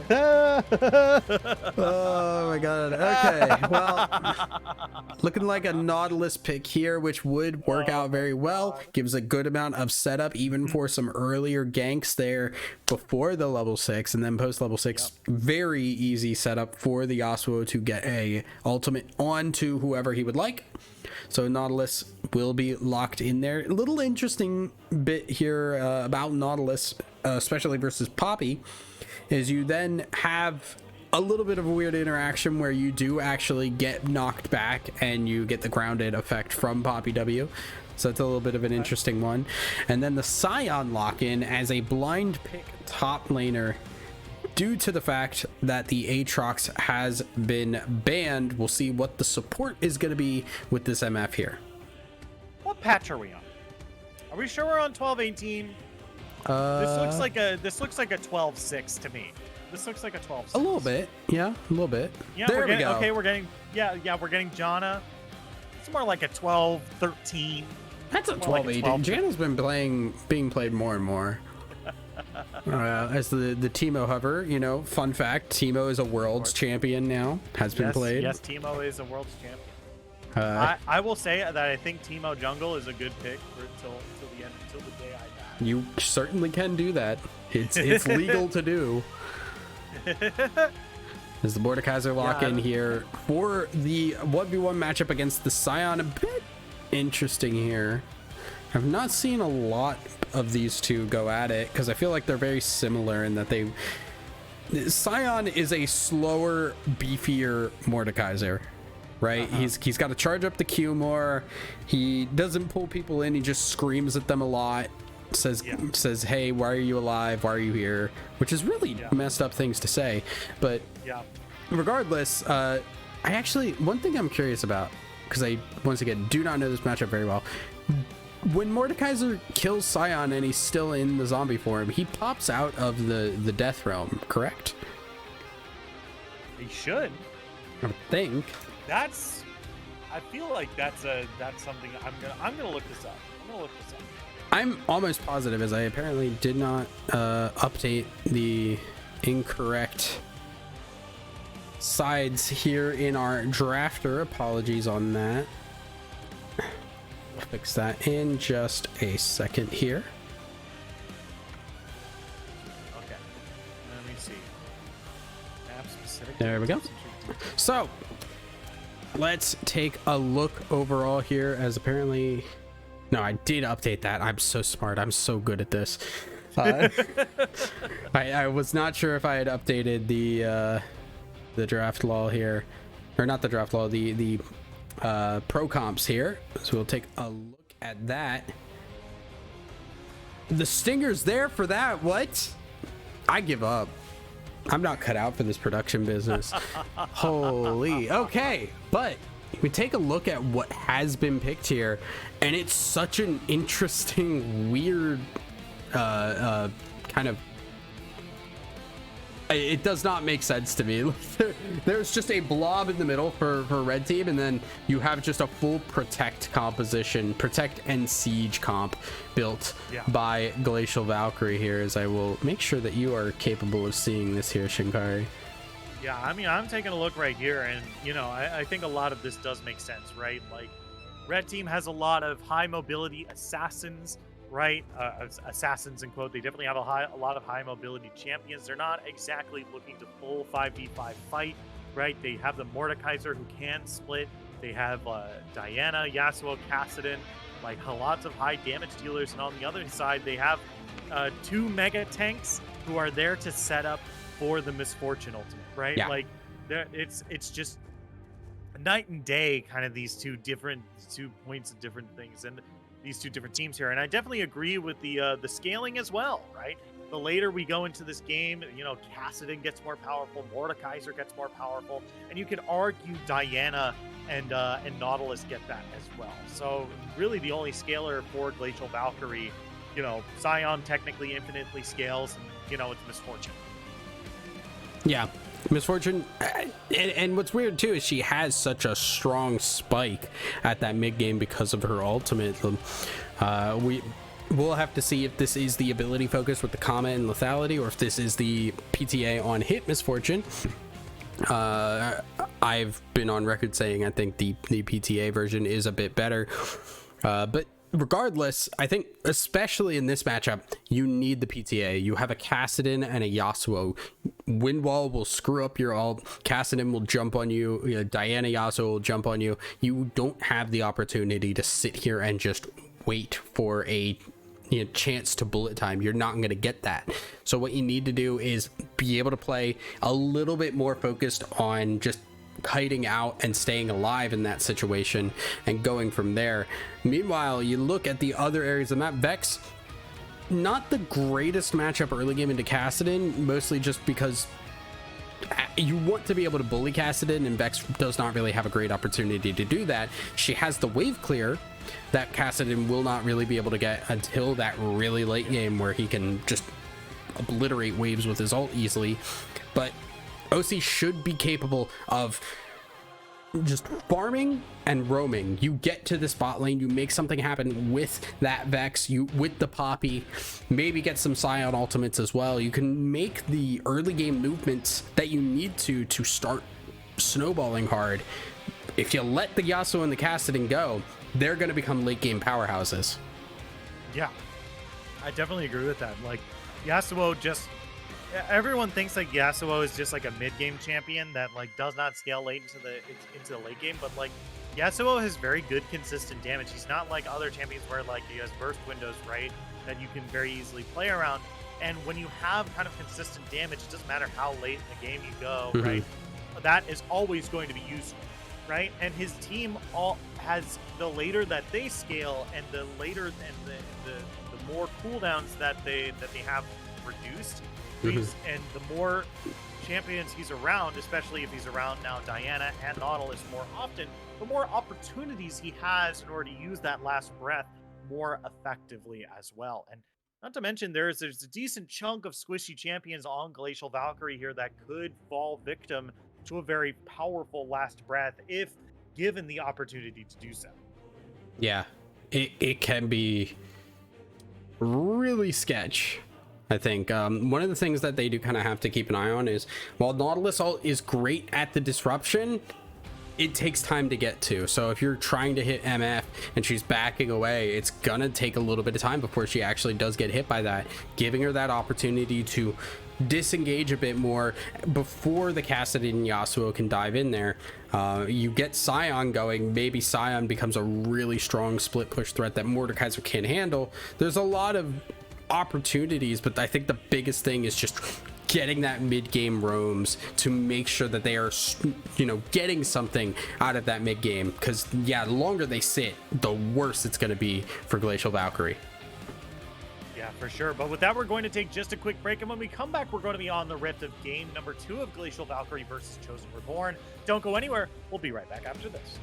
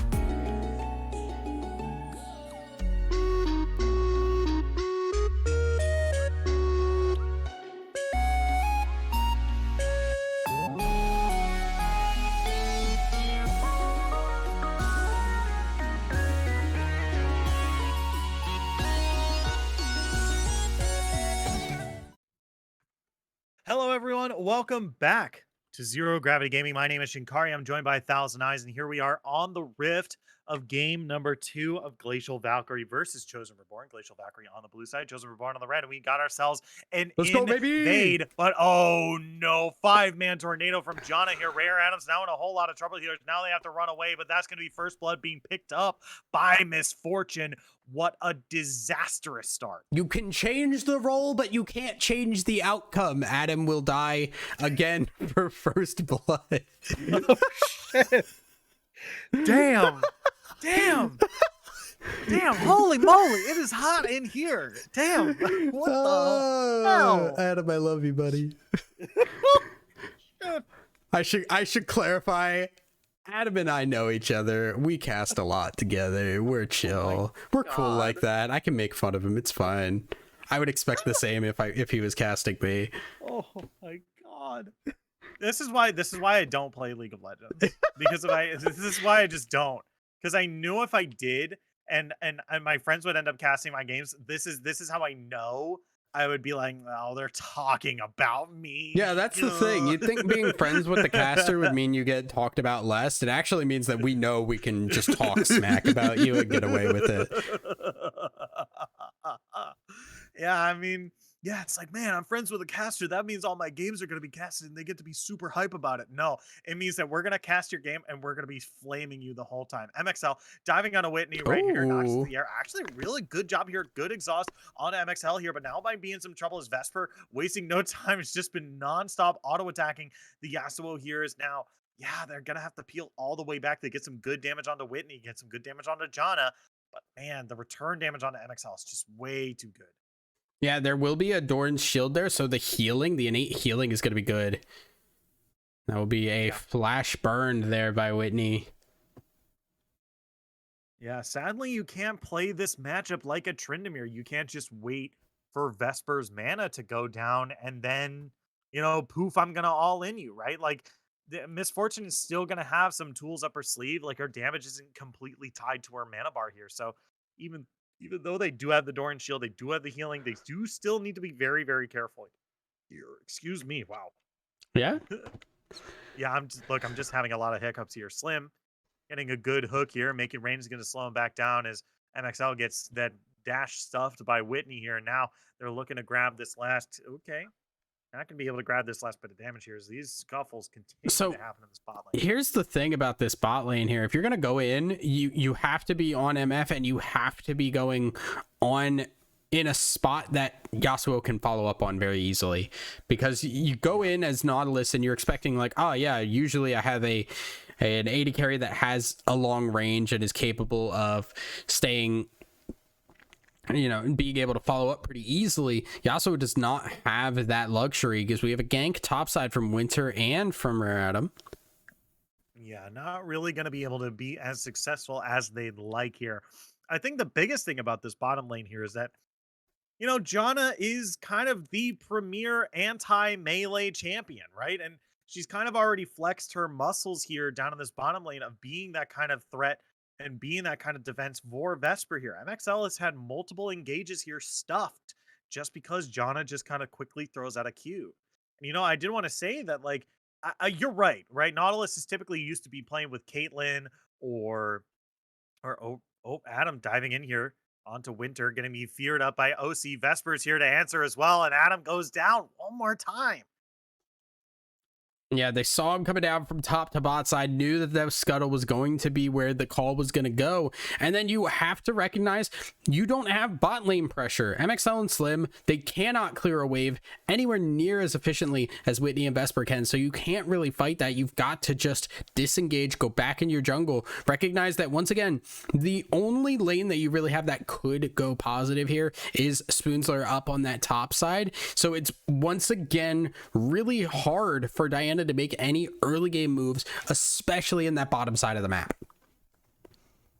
Yeah, it's just really tough to be in that kind of matchup as the Yasuo. Luckily they're keeping up in CS, but it's just really tough because usually that win wall is great into a ranged matchup, but when you're dealing with two ranged, that's when it starts to get a little tricky, right? Because you can't block everything with that wind wall, right? Now that he's level 4, we can kind of talk about that part of the of the matchup here that typically Yasuo is good into these range matches because of that wind wall.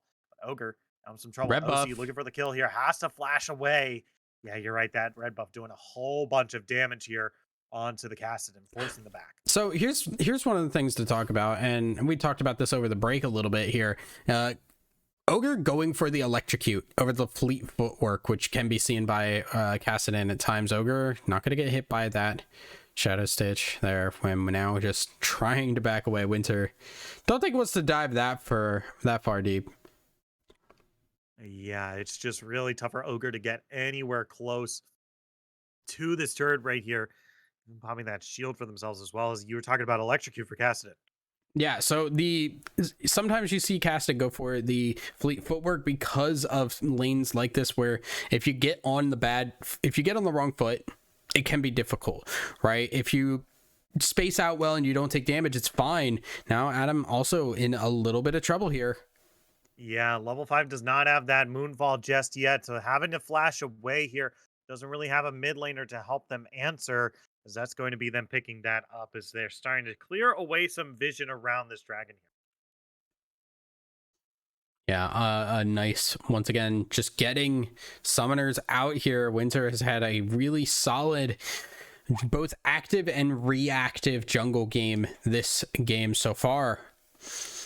Now, the biggest thing we need to look for here is level 6s are starting to come through. This is where those power spikes really hit here. The Mordekaiser, the Diana, the Cass, like literally everybody's ultimate here becomes influential in this game. And that's where we can see Chosen maybe start to get something going for themselves, where they start to really pop off. Yeah, I think once again, we've seen a Chosen Reborn that kind of needs to get themselves going before they really take hold of this game, right? They need that engine to be set up before they can do so. And, there you go. They've already had a hard time kind of doing so, as Ogre finally able to get a good burst, finally able to get proc that electrocute, finally get a good trade for themselves in the mid lane, as Adam starting up this Drake. But they might be in some trouble here because they have the bot lane showing up here. Rare Adam dives in. That's going to be the moonfall coming through, but don't able to do the damage, but they're going to fall instead. MXL having to flash away over the wall. Nautilus and Kassadin finally showing up, but they don't have a jungler here to contest this Drake as much as they'd like. Slim is here. Vex ultimate gets the fear, gets the damage. Vespers on a killing spree. Vex ultimate on to Kassadin, but I don't think they're going to follow through with that ultimate anytime soon. They're just going to pick up the Cloud Drake. Call it a day because they've already picked up a few kills. We can see dragons. They're on the screen. Let's go. Yeah, we have the technology now. Ogre now. I'm just going to get poked a little bit. But yeah, I mean, just a bit of a miscommunication there. I think Adam, one, taking a lot of damage in the process starting that dragon. But two, going forward and going in, only hit Whitney with that ultimate, and then there is no Yasuo ultimate yet. Still level 5, so not able to follow that up just yet. And I think that was not communicated well enough. Or it seemed like Adam went in expecting the Yasuo to then follow up, and obviously that could not happen. And then just things fall apart from there with OC coming around on the other side. So a really solid dragon fight set up there for Glacial as they come into this game, not missing a step after game 1. Yeah, for sure. I mean, once again, they're putting themselves in a very commanding position early on and putting Chosen Reborn onto the back foot, who just don't have such a good time playing from behind, right? We've seen them in game number 1 just kind of struggling to find a way back into the game, even though they have, such, even though they have characters that want to go later into the game. Falling behind early is really taking the wind out of their sails. Now, I will give credit where it is due. Bot lane not going as horribly as it looks. Yes, MF is 3-0. 3 kills onto the Diana mostly. 2 kills on Diana, 1 kill on the Nautilus there. Yasuo has not died. Yasuo is keeping up in farm. Kassadin, while not having the greatest time in the world, is still staying alive and doing okay. Mordekaiser, also very similar, capable of staying alive. This is nowhere near as bad as it was, I think, in game 1, where at this point in the game we were already 8-1 or something like that. There is possibility for Chosen to bring this back, especially considering just how their scaling just goes up as the game goes further. Yeah, they're really gonna have to hit those points though. Like this is Yeah. they're already on a back foot here. They're down 1.5 thousand gold, which is this stage of the game. It's a lot. That's a lot of gold to be split upon. That's about 300 gold per person. That's just like extra stats here and there. That's like a completed item. That's like not a completed item, but it's definitely an item up on their lane opponents per person. That's still a lot of gold value here as Adam having to fight out Poppy inside their own jungle. This might give the go button for Vesper and Whitney to fight here, but it looks like they might just be backing away.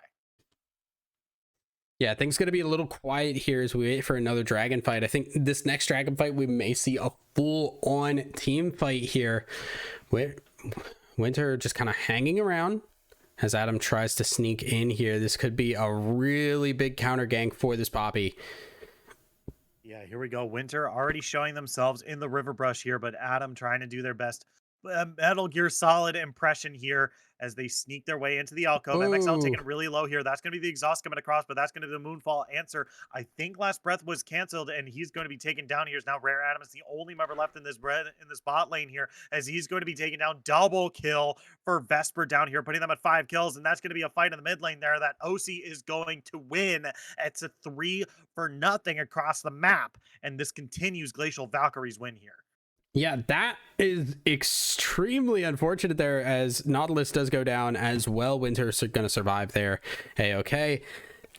Just everything kind of falling apart there. Nautilus trying to ignore the Poppy. It just takes so much damage there. And then MXL taking ungodly amounts of damage before the gank even starts, meaning that it just cannot go off on the right foot at any point there. Just falls apart before it can even start. And now you look at this game and, well, all of a sudden there is all those kills that we were missing from game one. It is 8-0, 12 and a half minutes in. Yeah. You're looking at a 4,500 gold lead and a dragon lead here. Glacial Valkyrie, once again, looking very strong here, and a couple of missteps in the mid to early game here from Chosen. Really good Poppy ultimate there to knock Shelly away from the mid turret here. And don't want to give away any of those plays just yet, but Slim finally showing up here. That's 3v2, forcing the flash out here. Yeah, no, up in the top lane here, Spoonsler trying to deal with that, but that's going to be Poppy diving in here, maybe a little bit too soon, taking incredibly low. Caston is going to be able to find that last kill there, but taking some turret damage is going to go down as OC finds a stray kill there. It's now MXL, holy moly, that is so much damage. OC is now on the hunt, trying to get the last kill onto Yasuo. Here's Vesper shows up, that's going to be the bullet time, going to be able to survive for just a little bit longer. Almost able to kill Rare Adam, though. They're able to get away at the end of that. They get some plates, they get a kill, trade 1 for 1, and are able to get out of the mid lane. A really sketchy escape there, but Caston does get a kill. Does die in the process, but does get a kill. And I think, honestly, trading 1 for 1 for Caston is fine. He keeps scaling, he keeps going up. It's just, man, you want to get those without dying. You want to get those, and at the very least, you want to stay alive so that you can keep farming. You can see the farm difference is starting to become a big deal here. Adam now trying to go in on to Vesper. Yeah, that's a Moonfall. I don't think you can fight this, Rare no. Adam. This is not even remotely close. Not a fan of that. Yeah, Adam, what's up? What's up, bud? What's up? We good? Yeah, that's just, It's a little awkward. I mean, for more than anything, it's just a lack of kind of knowing your limits and being this far behind, thinking like, well, I'm Diana, I can 1v1 these squishies. Well, not when you're, this far behind and that misfortune is that far ahead. It looked closer than I think the stat line shows, right? Like misfortune being 6-0, the Diana being 0-5, and still kind of at least doing some work there against the misfortune. But still, it's you got to recognize how far behind you are as a personal player, and you've got to make the call like, I can't win this, I just need to farm up and I need to be the enabler then for this Yasuo. Yeah, I mean, okay, here we go. That's going to be the last breath coming across here. They're looking for the 2v3 here, but Vex is coming down from the top lane here. They're going to land that ultimate dive onto Slim here, looking for that kill, not going to be able to get it. And I feel like they're just hitting desperation mode at this point. Yep. Analytically, I would say yes. There really isn't a lot more to add to that. I think the gold difference and the fear has set in, which it doesn't need to, right? Like, you're the scaling team. You have the Cassidy, you have the Yasuo, you have the Yasuo Diana combo. Like, you could just wait. You could just play safe. Keep scaling. All right, yeah, you're gonna lose objectives here. Fine, you could probably just scale up until, if you're scaling evenly up until that last dragon before soul, then you're fine. Yeah, there's the win wall here as Vesper continues to look to fight. MXL Oh is my taking incredibly low. goodness. Vesper is going to be legendary here as Ogre. Fighting OC in the mid lane might be a little bit more even than what we saw in the bottom lane. They're taken down pretty low. Getting out of there by the skin of their teeth. They're able to walk away from that. But they're going to be perfectly fine as around the in the river there, they're able to pick up a bonus 600 gold split across the team. So that's about 120 gold per person. Not bad, not bad. As Winter showing up to find Rare Adam here. That's going to be the Moonfall coming across, but Whitney shows up as well. All right, knock up and nothing else. So now the question does become, like, what do you do with this lead as you are Glacial Valkyrie? I think really they are doing the right thing. They are keeping pressure up on objectives. They are keeping, they're getting towers down, and they're continuing to move forward here. Getting control of vision in the enemy jungle here, and just keeping pressure on. Play around this Misfortune. She is 9-0. You just continue to allow her to do her thing and amplify that as much as possible. Yeah, for sure. I mean, it really is that time. If you're Glacial Valkyrie, I feel like you could mostly do whatever you want at this stage. Like, you're up 6.2 thousand gold. It's really hard for you to really lose this game at this point. We've seen a lot of desperation plays come out of Chosen Reborn here. We've seen them start to play a little sloppy and having a hard time playing from behind as well. Like, it's just, you know, a little awkward. And I think they can mostly just do whatever they want at this stage because they have a solid lead. It doesn't seem like Chosen Reborn really want to take any objective bounties or really try to push any advantages that they have, or even slow down their play in order to try to get this to go late. Yeah, so far Chosen kind of just able to, and the other thing that really helps them too is the fact that they have this Vex doing well. The fact that Vex can do stuff like that, just get the flash out of the Kassadin, that's really kind of scary. Like, you would think, like, oh, okay, we're losing bot lane, but Kassadin will eventually just become really strong. Vex is still really good right now. She's kind of in form at this point in the game. You're not going to be able to do much. Spoonsler, as you can see, not able to do a whole lot against Swayon here. Yeah, is that's going to be the Scion ultimate? Just, advancing in Cowards. the opposite direction. Cowards! Love that for him. Yeah, love that for him. I mean, this is about what we are seeing. It's incredibly hard to gank the Scion because the Scion has never had to use his ultimate. I don't think either of them has used their ultimates once up in the top lane. It has been so quiet. And we have seen Scion ults. Have we? Yeah. Well, I've heard that Besides at the very that one least. time? Okay. Well, I was only going to say, usually, okay, here we go. Pulling him is Shadow Realm, Yamino Gameu, Spoonsler, looking for Scion underneath the turret here. Might actually be able to live it if he gets in close. That's going to be the slam. The hand comes out, doesn't get those locator cards, but might be able to walk out. But this Triumph Heal is not good enough as we get it down to the bottom lane here. MXL knocked into the air here, chased by the Poppy. Winter maybe a little bit too far, but the damage is good so far. MXL taken incredibly low. This Bloodline Shield is not going to be able to save them this time, though. Slim is now going to be the next target here, so that's a double kill for OC, a double kill for the Vex. And Kassadin long gone, and as Rare Adam died somewhere, at Wraiths, at their Wraiths. Yeah. Okay. Yep. OC in some trouble here. Ogre does actually do some damage. As look at that. Look at that. The Kassadin's now finally on the board and finally a champion. Look at that. Yeah, man. So Vex going down helps, right? You do at least get a little bit of something out of that. And it also just going to the Cassidon is very, very big. Now as Ogre in a little trouble. Ooh, who's in trouble? Yeah, good hook onto Winter here. Below half HP, forced to use that flash there. So good pickup. Spoonsler did journey down from the top lane as well. Is now or Adam looking for Soyon here.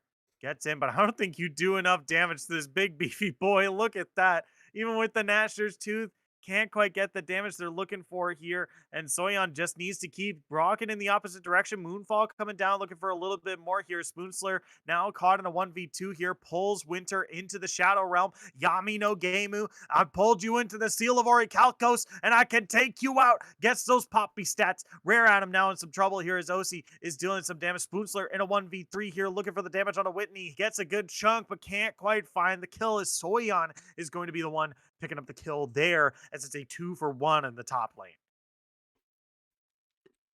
Once again, just some minor wins going in Glacial's favor here.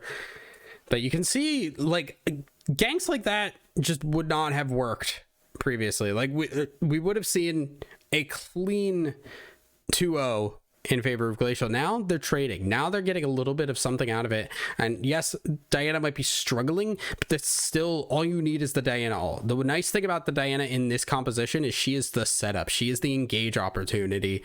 And you'd rather have her do damage, but you know what? If she's behind, she can still dive in and push R and get Yasuo into this fight where he would not be able to do yet. We have not seen that succeed yet, which means that when that happens, that can maybe change the direction of this game.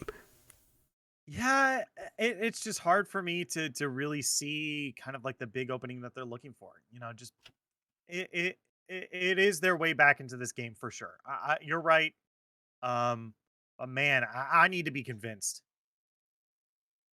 I do too. I'm just look, I'm just trying to figure out something here. Yeah. No, it's look, not good. Glacial Valkyrie is like completely in control of this game. But there are ways, and I want to make sure that those are stated here. Yeah. I agree. It's Slim comes up. MXL's up here too. Ogre knocked into the air by that Zion ultimate. Good hook. Good last breath here. Soyon now might be in some trouble here as they don't have that ultimate in order to run away. Good nice knockup. Gets interrupted by MXL, but they still have to fight through a lot of HP bar here. That's going to be the depth charge coming across as well. MXL comes in, gets that lifeline shield. Vesper off camera is going to be able to find the kill onto so Rare Adam as they're going to be able to get the kill onto Soyon in the top lane. Get it on my God. Nautilus here, and that's a good shutdown for the team.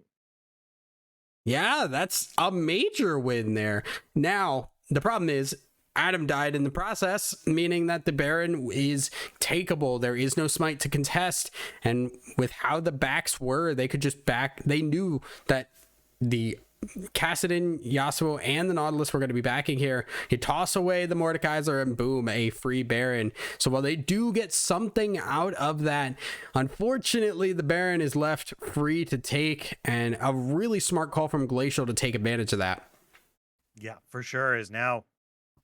Take a look at this misfortune right now. 10-0-5 on this misfortune here is oh, that's insanely BM here.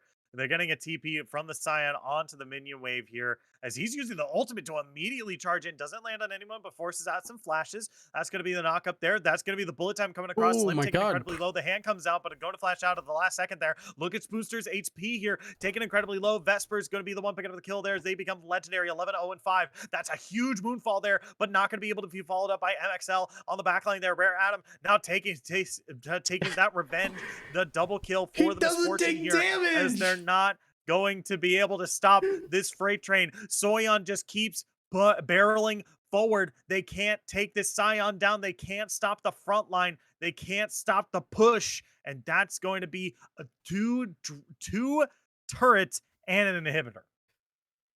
Woo! Ooh, okay. So there is the power. There is the gold advantage being put to work there alongside that Baron. That's kind of cracking open this game. And where Glacial Valkyrie, they had a lead, but they hadn't gained a whole lot out of it. Now they've got the Baron, they've got the inhibitors down. Now they're getting a Dragon Soul here. And this is where Glacial Valkyrie can really just close the door on this game. Yeah, Chosen Reborn not going to give it up without a fight, though. Depth Charge going to knock OC into the air as Ogre tries to get a kill, but they're going to be taken down by Vesper. Slim now trying to run for their life as they try to interrupt, but they can't quite get it either. That's going to be double kill for the Misfortune, putting them at 14-0-5. And now they're looking for Soyeon. Maybe they could be able to get the damage here, but he's so tanky. They pulled him into the death from Whitney. Now, Yami no Gameu pulls him in, looking for those locator Ooh. cards. Not going to be able to pick up the stats, though, so they're going to be able to pick up the 4 at the end of the day, but they've got the Infernal Drake. They've got. This is the time for Misfortune to end the game. Yeah, that's going to be a TP there. They're going to clear the wave with the ultimate, not even needed for the fight. And now you see him taking down the tower. A little bit of a optimization error here as you want to auto both the towers separately. Get that, take advantage of that passive there. Yeah. As such, I'm going to negate the victory, give it to Chosen. Wow, it is a We're victory. going to a game We're 3. going to a Everyone game three, buckle guys. up. Inexcusable play. But no, it is a successful win there for Glacial Valkyrie as they do take the series 2-0. And I mean, hey, Glacial Valkyrie looked good. Yeah. It was a real clean win. And you know, there's nothing to kind of hate about it. I think that was really good. Really good job by Glacial Valkyrie there. They had a good couple of games. And you know, this does put them higher in the standings as well. I believe this brings Glacial Valkyrie to I think this solidly puts them in 4 and 5 and puts them in 7th place and could be tied up. I'm not sure. Depends on how Revolution Ice Age does this evening. But for the most part, this is still looking better for Glacial Valkyrie here. Obviously, with that 7th seed, they should be able to have a little bit of an edge in that in the gauntlet here, having a little bit of breathing room. Don't have to do that that kind of full all the way through gauntlet play, but really a lot better gauntlet seeding than some of these other folks here. Definitely. I mean, really, you're looking to just, if you're going to be in the gauntlet, you want to be as late in as possible. Specifically, not just because you are getting, less games that you have to play, but also the fact that you now get to research these teams as they're playing. This team might have won. How did they win? What was their ace in the hole? Like, what are they doing? That is making them so very good. What you do then is you ban that out. You pick against it. You make sure that that team then can't do anything about it. So you definitely want to position yourselves later and later, unless you are, just obscenely goated, Cloud9-esque in gauntlets here. You probably don't want to be starting off the gauntlet in the night. Yeah, for sure. But with that, we are going to call it a night. Thank you all so much for tuning in. For myself, the entire live broadcast crew over here at Zero Gravity Gaming, Thousand Eyes, our producer and my co-caster for this evening. Thank you all so much for tuning in. If you haven't noticed already, we do have a sponsor for this season, and it is more than just the our Plat Worlds representative. We do have Pro Comps. Pro Comps is a first of its kind drafting tool aimed for competitive and solo queue play. Pro Comps allows the user live feedback and analysis on drafting, giving them recommendations on picks, notes on matchups, and analysis on the enemy team's win conditions. These features allow the user to gain an edge on their opponent and improve their drafting skills. Use code ZGG for 50% off your first 3 months. Right, we have been using that a lot on the cast as well. It gives us a lot of good talking points. It really does. Really cool tool. It's pretty nice. Really awesome. I like it a whole lot. Go ahead, go over to ProComps and give them. Use that code here's a fun ZGG thing. For 50, okay. Okay, well, just finish that. Yeah. You go over to ProComps, use code ZGG, and you will get 50% off your first 3 months of ProComps. Yeah, You so had a real cool thing. ZGG, one, use the ZGG code because that helps us out. But two, one of the cool things that I've actually seen ProComps do is that it can work with draft law. So if the way we've been using it has been pasting in a draft law and it reads that, so you can practice drafts. You can really get an idea of like, hey, if we're drafting, how are we ending up in this? What is our composition going to end up looking like? And how can we expect a game to be played out? So if you're somebody who's a coach looking to try and do something more, go for that. Have fun with that.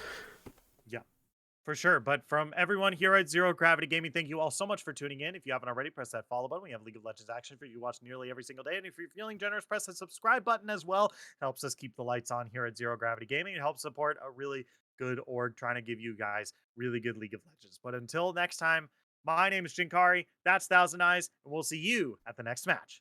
Bye-bye.